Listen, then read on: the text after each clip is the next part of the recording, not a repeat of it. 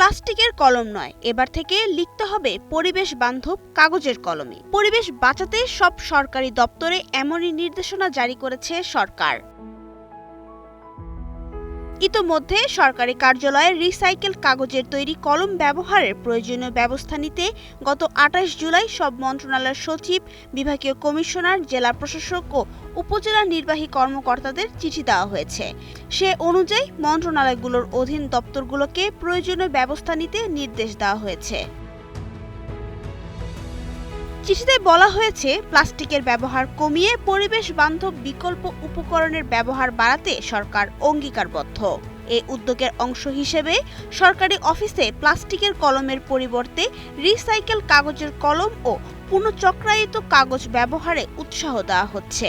এতে পরিবেশ সংরক্ষণের পাশাপাশি প্লাস্টিক বর্জ্য কমানো সম্ভব হবে।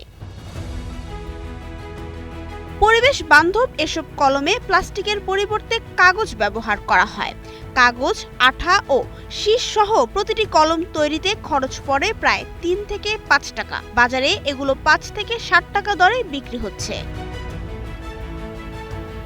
কলমের কালি শেষ হলে এটি মাটিতে পুঁতে দিলে বীজ থেকে গাছ জন্মানোর ব্যবস্থাও রয়েছে। ফলে প্লাস্টিকের ব্যবহার ও বর্জ্য কমানোর পাশাপাশি বৃক্ষরোপণেও ভূমিকা রাখতে পারে এসব কলম।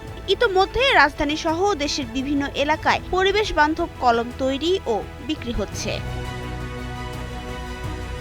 নাবিলা রহিম, সময়ের আলো।